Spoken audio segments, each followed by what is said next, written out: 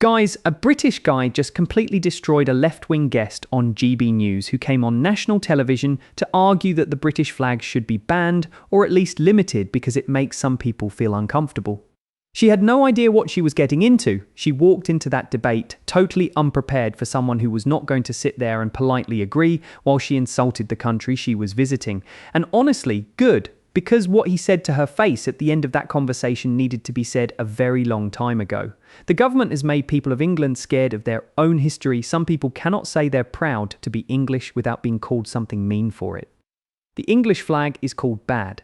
Our identity is treated like something to be ashamed of rather than something to be proud of. You don't owe anyone an apology for flying the St. George's Cross in your country. You don't owe anyone an apology for being proud of your country and for what this country has built and done for the world. It's your pride and it's your identity. Anyone who does not like it is free to leave. And for the government and the councils trying to ban this, you should be ashamed. We will of course go through what happened on GB News between the left-wing lady who wanted flags banned and the British guy who put her in her place. So if you are new, make sure you hit the like button, subscribe to the channel and turn on notifications for upcoming updates. First, when the British guy and the lady were asked what they think about flying the British flag, the guy said the country is under attack by left-wing ideas trying to show our flag as something extreme. He said, we can't teach our kids to be ashamed of our history. Instead, we have to teach them to know our history. So he said he wants to see more St. George's flags on buildings, lampposts, and everywhere around the country, just like when you go to Spain, you see their flags everywhere. To Poland, same thing. To Greece, same thing. So why should it be different for England? Now, attack by a leftist ideology that demonises people that are proud of their country, want to show their flag as some sort of extremists. As you say, we teach our kids to be ashamed of our history. No, we must learn by our history. I want to see more St. George's flags on public buildings. Let's celebrate. You go to Spain, you see their Spanish flag everywhere. You go to Greece, it's everywhere. Let's celebrate who we are. The lady said when it comes to pride, you should be proud of your country for sure. But she said the British flag is used for bad things to scare other people in the country, and that's why it should be banned. She said people take it to hotels and tell the people at the hotels to leave our country, put it on lamp posts on the street, which many people don't like because it's saying they're not wanted in Britain. So the flag to her should be banned if it's used to scare people. When it comes to pride, of course be proud of your country. Look at what's happening with England.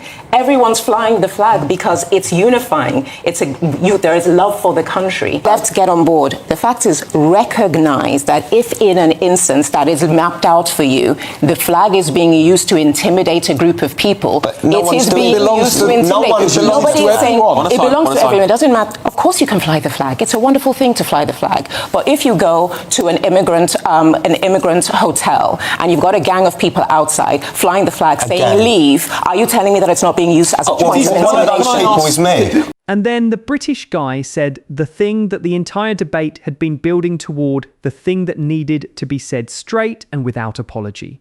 He looked her in the eye and he told her plainly, if our flag makes you uncomfortable, you are free to leave.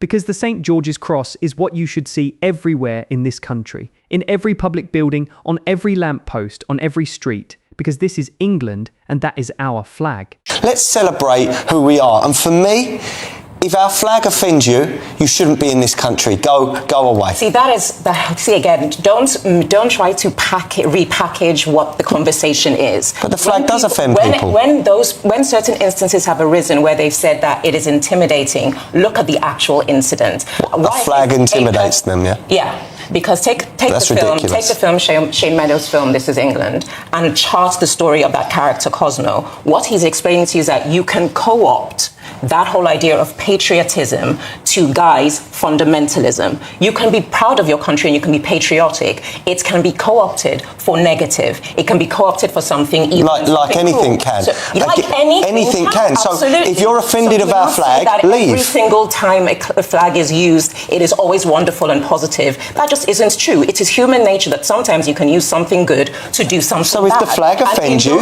you shouldn't be in this country. It isn't about being offended. If you're using it as a guise to intimidate people, to other them and make them feel like they're not welcome. Hence the rhetoric you are using right now. But that's not what's happening. All right, I'm just going to interject because I want to bring Matt back into this. What do you make of this flag war? Because this is like one of the biggest things that's happening right now. It's a flag war, isn't it? She did not have a response to that because there is no response to that. Now let us be very clear here. If a person uses any object, a flag, a banner, a sign, anything to scare or threaten another person, that is already against the law, we agree. But you do not ban the flag, you deal with the person breaking the law, not ban the flag. You do not take the national flag down from every lamppost and every public building because a small number of people have used it wrong.